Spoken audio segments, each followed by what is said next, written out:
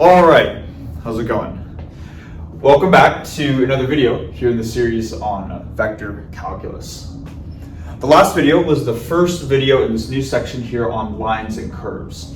And we spent that video more or less working up to this concept called the line integral. And I have a bunch of stuff written here on the board. So what I'd like to do is kind of just give a summary of what we did in the last video before moving on to some new stuff. So we started the video talking about curves and how we can model a curve, how we can mathematically come up with a model to do that. So given a curve C in Rn, we said that we could mathematically model that curve C by coming up with what's called a parameterization of the curve, where the parameterization of a curve is itself a vector function R, which takes in a subset of the real line, which that would be the domain, and sends it to Rn, but these points right here specifically get mapped to the curve in Rn. So I guess another more compact way of saying it is that the image of this vector function R is the curve C, right?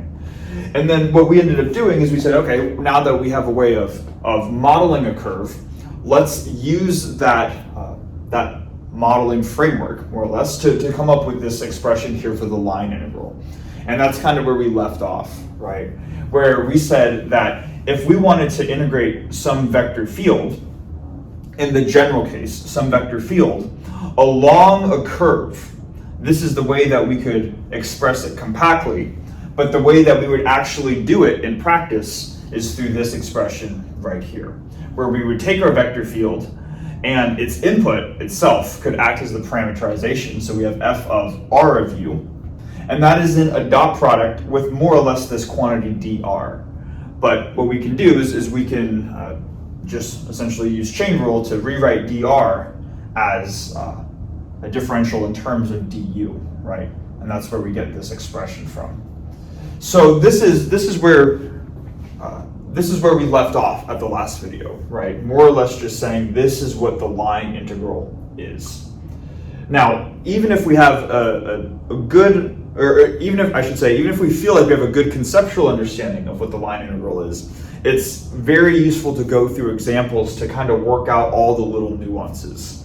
So to kind of fill the gaps in our knowledge, whatever they potentially might be, that is ultimately the goal of this video. What I'm going to do, just to start off, is I'm going to erase what we have here. I'll probably keep the definition of the line integral up throughout the entire video, just so we can always refer back to it. And then we're going to go through some examples of how to actually calculate line integrals so we can see these equations in practice.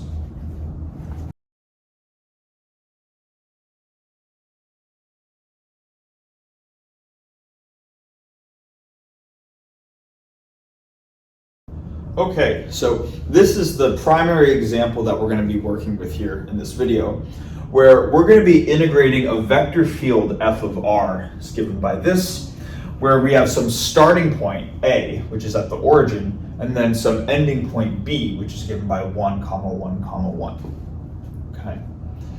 Now, before we dive into anything, the first thing that I want to do is I want to make sure that we understand what's going on here with this vector field. So f of r is a vector field from R3 to R3, which means that it takes in a vector from R3 and spits out a new vector in the codomain, which is also R3. Okay. So this input vector r here is inherently three-dimensional, and perhaps an easier way of understanding what's going on here, rather than writing f of r, I could have also written out f of x comma y comma z. Essentially what we'd be doing is we're saying that we're taking in a vector with an x, y, and z, with components x, y, and z, right? And we're sending x, y, and z to this new three-dimensional vector, where this is the I hat component, this is the j hat, and this is the k hat component of my resulting 3D vector in the codomain. Okay. So hopefully that makes sense. That this set of expressions right here is what x comma y comma z gets sent to by the function f. Now, I guess one more thing before we actually start integrating is that I have purposefully left out a piece of information that is needed in order to compute this line integral. Okay. It turns out that even when given a vector field with a starting and ending point, this is not enough. So what I want you guys to do is to take a minute to pause the video and try to figure out what piece of information is missing that prevents us from solving this problem. Okay, assuming that we pause or just waiting to hear the answer, right? In order to understand what's missing here, I think it's useful to draw out the information that we have. Now, when I say draw out, I'm not going to quite literally draw out this vector field. We can think of a vector field as just assigning a vector, a 3D vector, to every point in 3D space. So I'd be drawing a ton of arrows, and I'm not going to do that. But with our starting and ending point, let's at least draw those out. So let's say that I have this point right here, and this is my origin. So this is my vector A.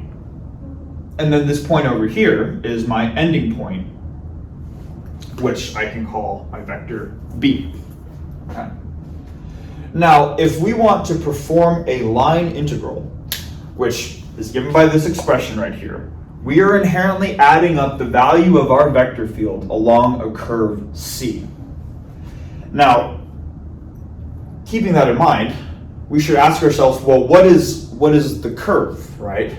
And you might be able to tell that there's currently no curve on the board. All I have is 2 points specifying the starting and ending point of my curve.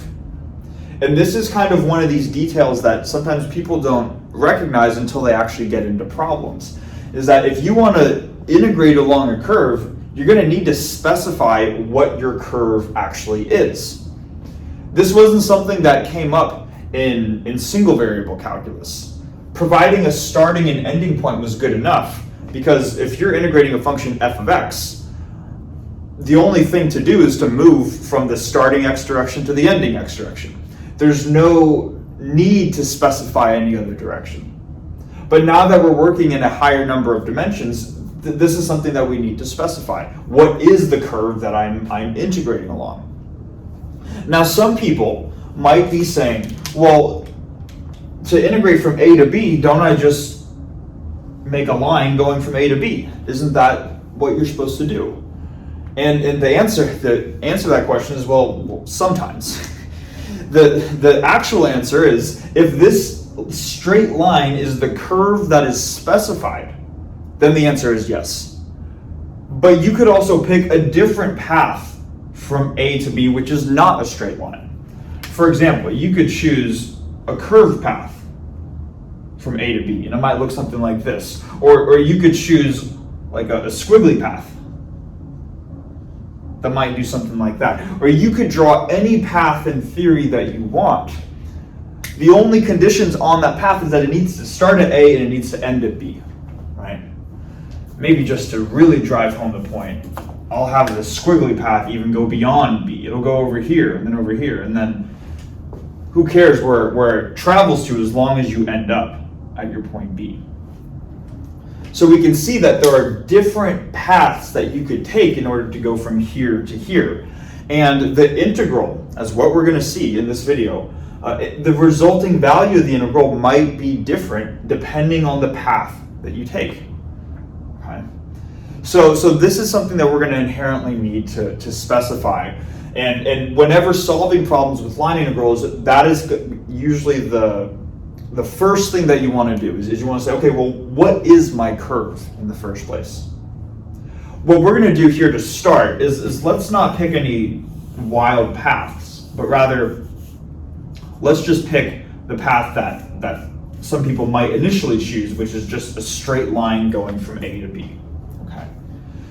And we're going to do, I think, 2 different paths for this video to keep it relatively concise. But we're going to call we're going to call this path C1. This is the first curve that we're going to integrate along. Okay. And now, at this point, now that we have a curve, we are now able to integrate this function along the curve. So we now have enough information to actually solve the problem.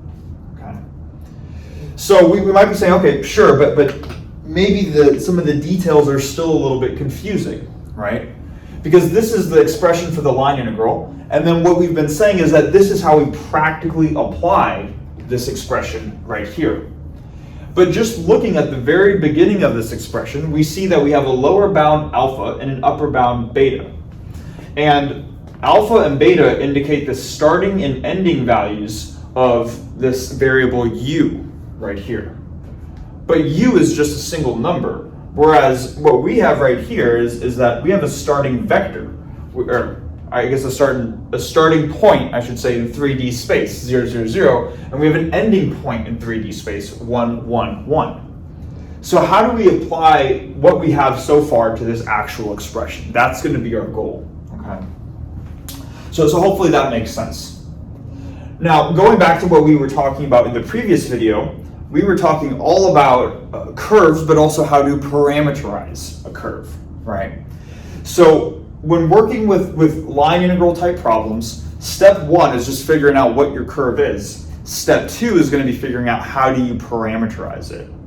And as you're going to see throughout problems, a lot of the work in the problem is just figuring out the parameterization itself if they don't already provide you with one. Okay. So that's going to be our next goal here, is we're going to say, all right, well, how do we parameterize this straight line curve from A to B? And in order to do this, I think it's useful to just start by drawing or writing out not just the coordinate of the starting point and ending point, but to also write out some of the coordinates of the intermediate points in between these two dots right here. So these are our endpoints, but let's just take an intermediate point right here. To be nice, let's take the exact halfway point in between A and B. And we can ask ourselves, do we know what the value of this middle point is? And it turns out the answer is actually yes. In the case where this is a straight line segment, we know that if we start at 0, 0, 0, 1, 1, 1, in order for this line to remain straight, then this intermediate point here has to be 1/2, comma, 1/2, comma, 1/2. Right? Because you can imagine that if any of these individual values deviated from 1/2, then we would be deviating from a straight line. If we had 1/2, comma, 1/2, comma, 1, maybe we would be up a little bit higher over here, and then all of a sudden our path gets curved or something. I should say, yeah, like the z coordinate would be at the final z coordinate from B, right? Hopefully that's not too confusing. What I'm trying to say is that if any of these numbers were not the same, we would not be along this straight line path, kind of by definition. So same idea here. Well, let's take the point maybe a quarter of the way up, and we know that that would have to be 1/4, 1/4, 1/4, right? And again, it's because we're working along a straight line, meaning that the increase in x must be the same as the increase in y, which must be the same as the increase in z. So hopefully what we can do here is we can start to plot out different points, and hopefully we can start to see a pattern, right? That it seems like whatever my point is along this curve, it is going to be the x, y, and z coordinate have to be the same. And whatever that same value is among each of these three components, whether it's 0, 1/4, 1/2, or 1, it seems like in general, for any point along this curve, we could write out the coordinate as some multiple of 1, 1, 1. So when I say some multiple, I'm saying that we can multiply this 1, 1, 1 by u, and as long as u starts at 0, so we'd have 0 times this vector, which would be this one. So as long as it starts at 0 and ends at 1, what we've now done is we've now expressed a way to write any vector along this 3D curve in terms of a single parameter, u. So what we would say is that so to be specific here, we would say that the parameterization of C1 is a vector function r of u, takes in an input u, and what it spits out is this, Or if I were to distribute u across each of the components, it would spit out this vector right here. So r of u takes in a single number u, where u is on the interval 0 to 1, and it spits out this vector u, comma u, comma u. Okay. Hopefully that makes sense. This is the method that we would go about parameterizing a curve, or being able to write any element along this curve with just a single coordinate. Okay. Now, we can say, okay, sure, we have a parameterization for a curve. What is the next step? And the next step at this point is, now that we have our value, or I should say our parameterization, we can now start to plug everything in and get a resulting integral in terms of u. So let's go about doing that.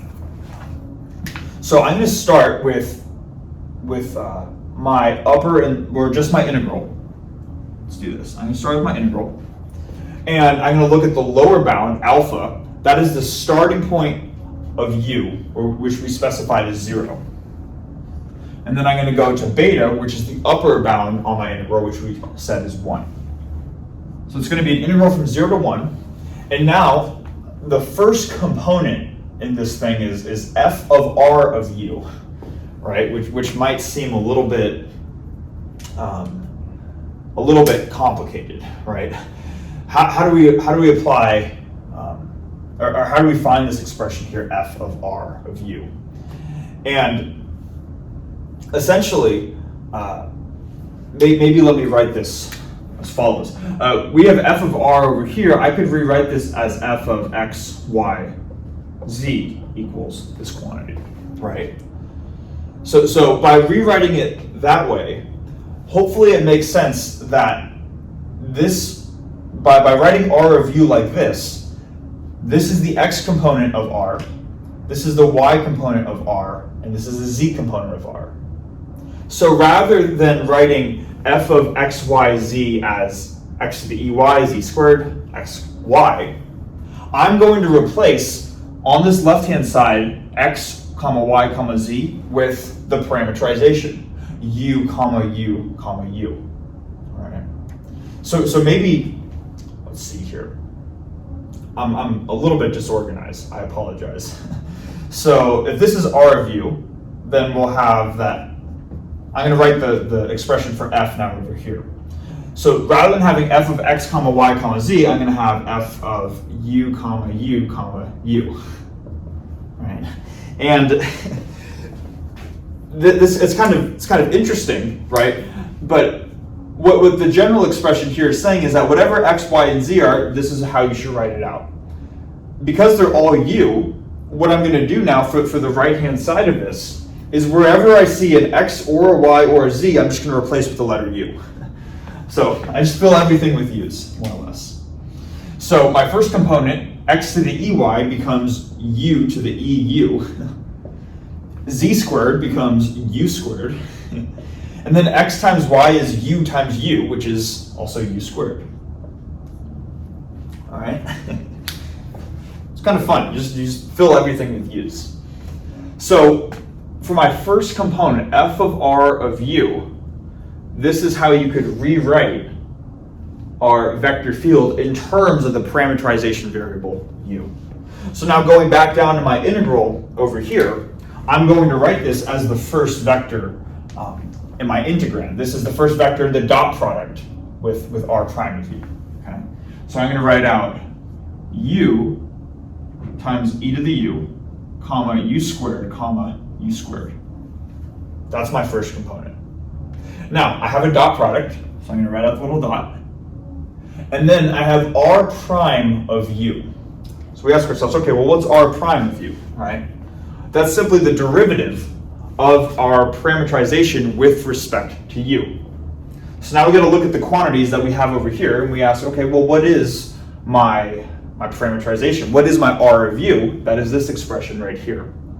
So this second component here in the dot product says that once you found your parameterization, differentiate it with respect to this single parameter.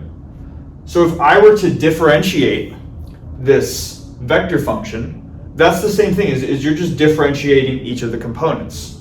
So what's the derivative of u with respect to u? Well, that's the number 1. Same thing here, and same thing here. So it turns out that if r of u is this, then r prime of u is just the vector 1, 1, 1. So that's going to be the second vector here in my dot product. So we have this, and then we have 1, 1, 1, like this. Okay. So we have that, and then we, of course, have a little differential at the end, du. Now, just to rewrite this here, I have still have my integral from 0 to 1. If I apply the dot product, this is first component times first component plus second component times second component plus third component times third component, right? So I have u times e to the u times 1, or just u e to the u, plus u squared times 1 plus u squared times 1. So compactly, I can write that as plus 2 times u squared du. And it's at this point where we're now, hopefully, this is looking a little more familiar from single variable calculus. How do we actually solve this, right? Maybe just because this is the first example, I'll be very thorough and we'll go about this process for solving this, but hopefully we know how to do this at this point. So what I'm going to do is I have a sum of two terms in my integrand. So I'm going to use that to break this into two separate integrals. And what I'm going to do, just to kind of prove a point here too, is that rather than writing u times e to the u du, I'm going to change my integration variable to t times e to the t dt. That'll be my first integral, and then for my second integral, I'm going to keep it as 2u squared du. Now we might be asking, why are we changing variables here and not here? And well, we're going to see why in a second, because this is a product of two quantities in the integrand, so we're going to have to integrate by parts, where typically the substitutions that are used are u and v. But I also just wanted to make a point here that whatever we called this parameterization variable, the letter u is just assigned arbitrarily. We could call it u, t, s, whatever letter. We could call it star, we could call it smiley face. This is just a symbol. And because we're integrating over it, it doesn't matter what we call that symbol. So I could call it u, or I could call it t, and we'll get the same answer. All right. So just to make sure that we're comfortable with this idea that what we call the integration variable does not matter. So let's go about integrating this. For this first component, or this first integral right here, I would be applying integration by parts, where I would have u equal to t, du equal to dt, and then dv equal to e to the t dt, and v equaling e to the t, like that. So then, and I realize I'm quickly running out of room here, hopefully I can write this down here, my overall integral, or I should say, my overall integral is going to become the product u times v, or t times e to the t, evaluated at the boundaries 0 and 1, minus the integral of v times du, so minus the integral of e to the t dt, evaluated from 0 to 1. And then we still have this integral over here, plus, this is from 0 to 1, and then we have 2u squared du. Right? And now it's just a matter of simplifying everything. This term right here, I really hope we can see this down here. This first term is going to be 1 times e to the 1, or just e, minus 0 times e to the 0, which is 0. And we have minus, integrating e to the t just gives us the same value. So we would just evaluate e to the t at 1 and 0. So minus e to the 1, or just e, minus e to the 0, or just 1, like this. And then we have plus, and then 2u squared, you just integrate by rewriting u squared as u cubed over 3. So this would be 2/3 times 1 minus 0, or just 2/3. So then finally, simplifying everything out, we have e minus 0 minus e, so the e's cancel, minus a negative 1, which is 1 plus 2/3, which gives us 5/3. Okay. So the answer to what is the value of this vector field integrated along the straight curve is 5/3. Okay. So what I'm going to do next is I'm going to erase what we have here, and then I'm going to write out, then we're going to solve a different integration path other than C1. We'll call it C2, and then we'll go through that example.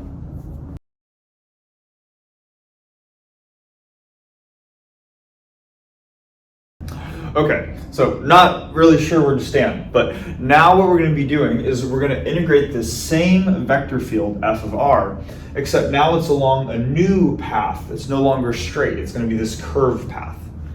And the first thing that we might be thinking is, well, how would you go about parameterizing it if you don't know the specifics of the curve?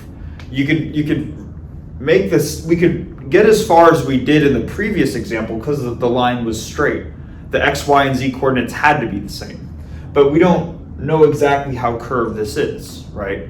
And if we were given just this information, just a picture of a curve like this, and we're not given anything else, it would be pretty difficult to, I don't even know if it'd be possible to obtain what a parameterization is.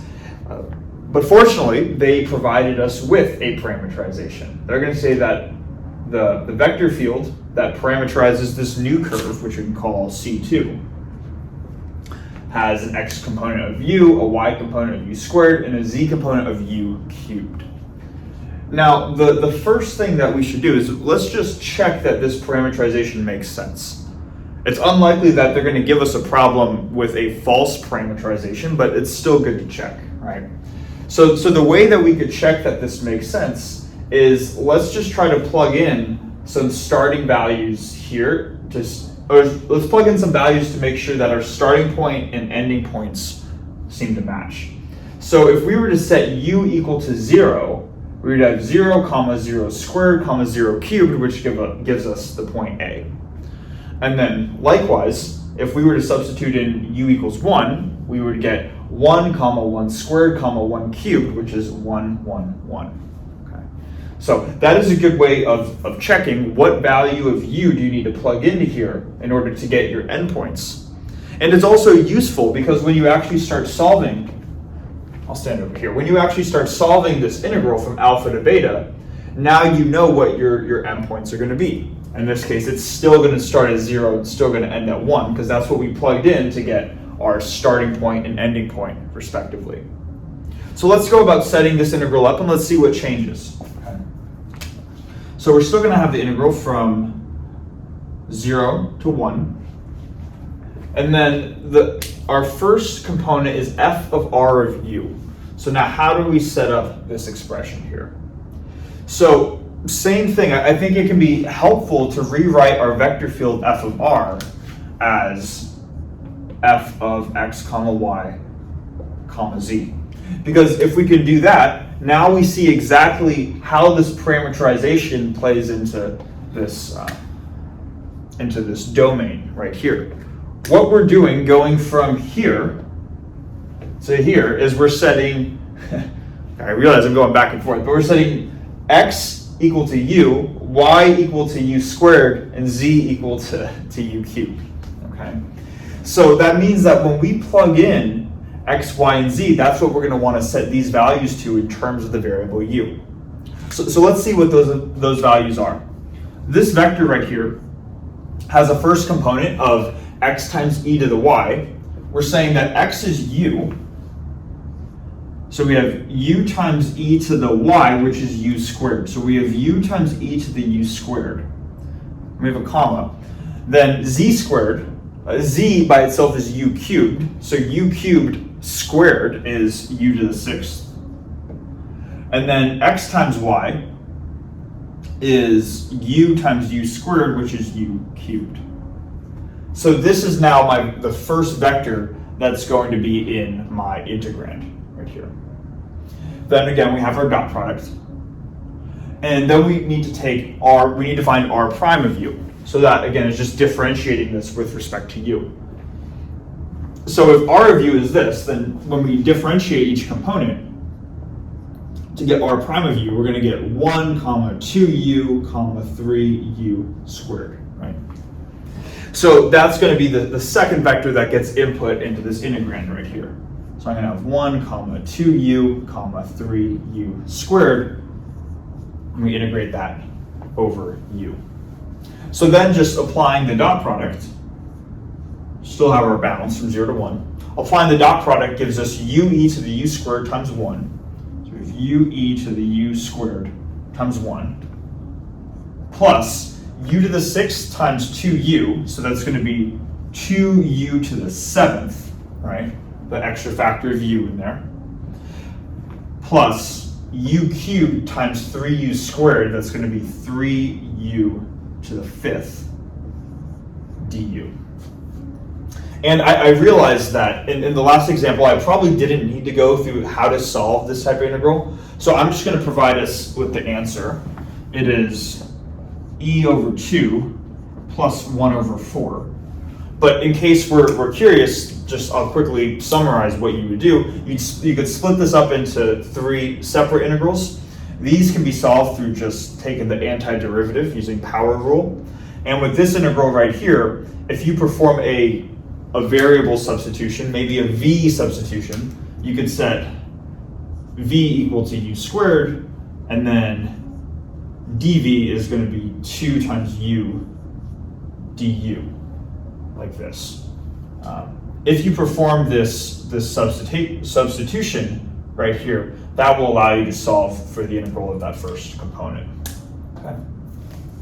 But anyways, this is what you're going to end up getting, and notice that this is different from the 5/3 value that we got. So when we integrated along C1, adding up whatever this vector is right here gave us 5/3, but when we integrate along a slightly different path, now we're getting e over 2 plus a quarter, right? So we see that the path that we take in the general case is going to be very important, because you're not going to get the same value for your integral depending on the path that you choose. Okay. Now, what I'm going to do is for the remainder of the video, we're going to talk about a little bit of a couple of specifics regarding curves that we're integrating along, just some curve properties, and then we'll call the video at that point.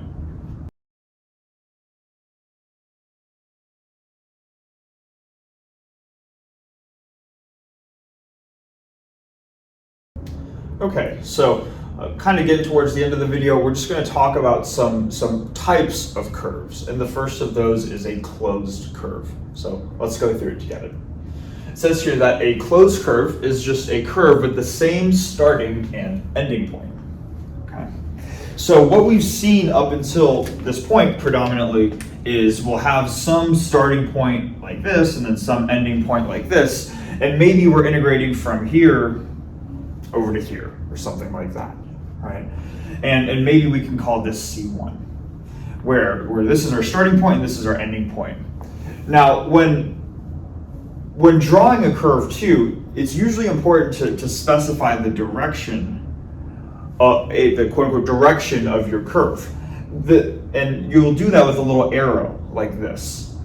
Now, the arrow is important because that indicates that you're starting here and you're ending here. Just because this point is lower on the board and more to the left on the board doesn't necessarily mean that we had to start here and end here. It's also perfectly valid that we could have started here and ended down here. Maybe there's another curve that looks something like this. And maybe we can call that curve C2, where this is the starting point and this is the ending point, as specified by the arrow. So that hasn't been something we've highlighted too much yet, because it hasn't really come into play, but this is kind of a subtlety that can be important, right? Where C1 can go from here to here and C2 can go from here to here.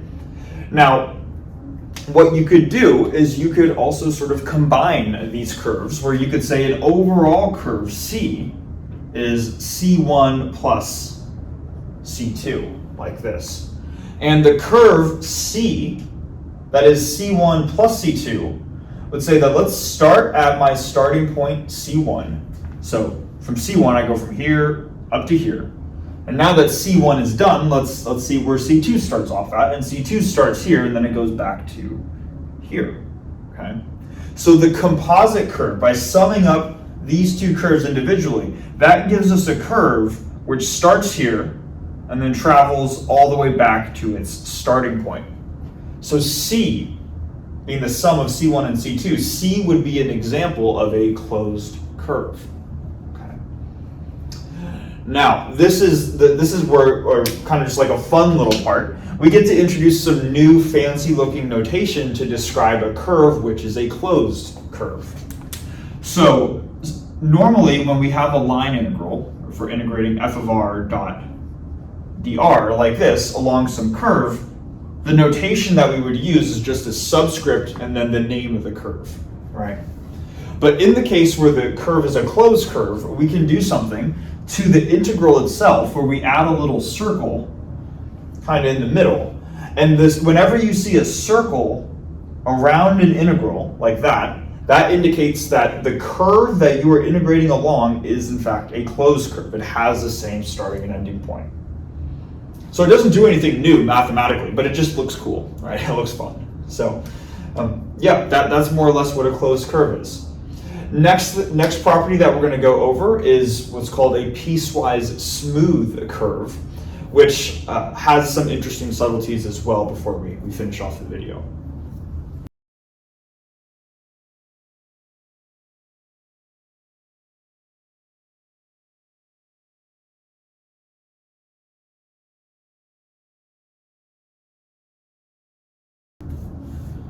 All right, so now we have this definition here for a piecewise smooth curve. So let's go through it together. It says here that a piecewise smooth curve is a curve, which we can call C, where it is a sum of a bunch of individual curves, C1 plus C2, all the way through Cn, where each of the Ci individual curves are smooth and have irregular parameterizations. Okay. So, what this essentially means is that, in terms of at least integrating, that if you were to have some quantity, integral of f dot dr along a curve C, that if it's piecewise smooth, then you can decompose this curve as an integral over C1, f dot dr plus, and this would keep on going, right? Integral of C2, f dot dr plus dot dot dot all the way through an integral over Cn of f dot dr, like this. Now, one important, but or I guess subtle but still important property is that a piecewise smooth curve does not necessarily need to be a smooth curve. Okay, and that might be a little bit strange, but let's try to understand that for a second. And we can actually understand that with the specific example that we were going through earlier, right? Where we had our starting points of A being at the origin and B being at 1, 1, 1, where we said that this path right here was C1 and then this sort of curved path was C2, like this. So, well, I guess they were both going from A up to B, so the arrows would be going in that direction. So this would be an example of a curve that is piecewise smooth but is not smooth. So let's try to understand that for a second. So maybe let's first just remind ourselves, what does it mean to be smooth, for a curve to be smooth? And more or less, we can think of a curve as being smooth as you can differentiate it as many times as you need to, right? But this curve is not smooth because it fails to be smooth at these specific endpoints right here. This would be just a straight line, and this is coming in at an angle. We should remind ourselves that, and maybe let me just go back to like Calc 1 in case this idea is not familiar here. But if I were to plot the function for the absolute value of x, so if this is an xy plane here where I have x on my x-axis and then the absolute value of x on the y-axis, the curve would look something like this, right? And we would say that the function, my f of x function, being the absolute value of x, is not differentiable at this origin right here.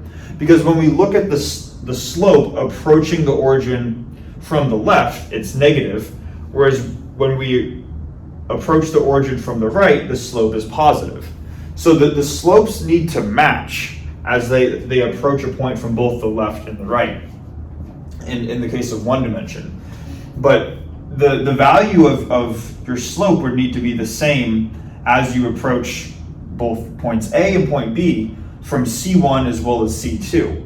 But because C1 is going kind of like this, and then C2 is kind of coming in at an angle, their slopes would be different.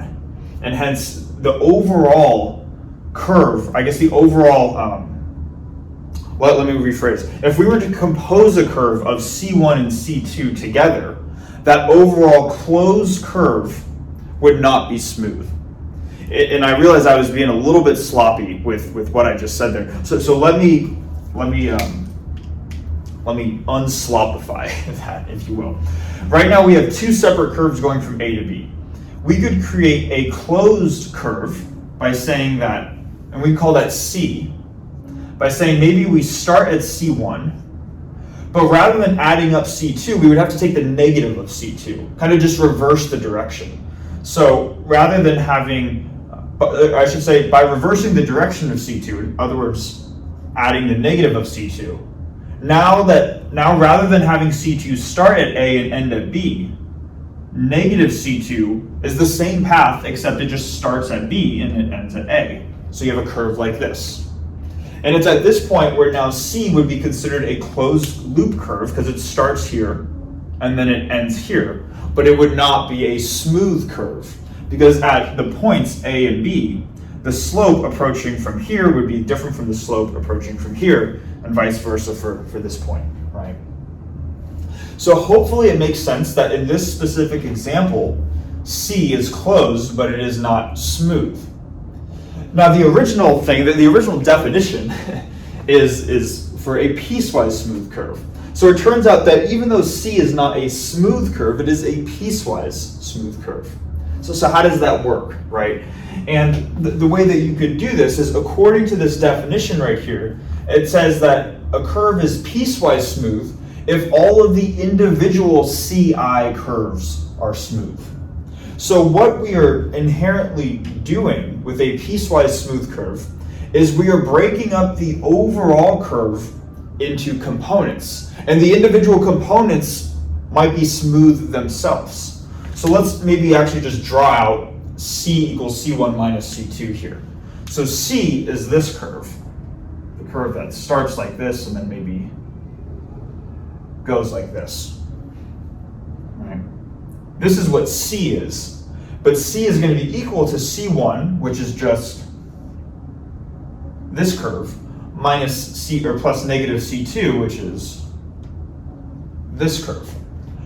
So even though this composite curve is not smooth due to the endpoints, if we break this curve into chunks, being this, the line segment being the first chunk, this is smooth just along this curve, right? And this curve C2 here is smooth along the entirety of its curve too.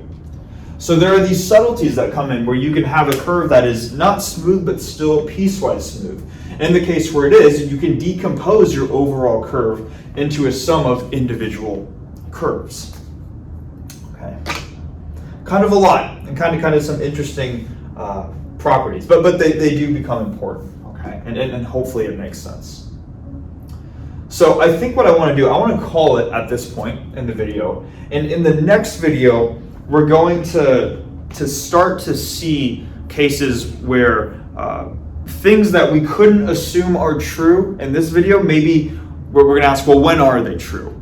For example, what we said in the very beginning is that you can't just integrate a line integral given a starting point and an ending point and immediately know the value, because it depends on the curve that you're taking, right? But it turns out that there are some instances where if you specify a starting point and an ending point, you immediately know the value of the line integral regardless of which path it takes. And it's kind of a special class of special class of vector fields that allow for that. Okay, so we're going to talk all about that in the next video. So yeah, thanks for watching, and I'll see you then.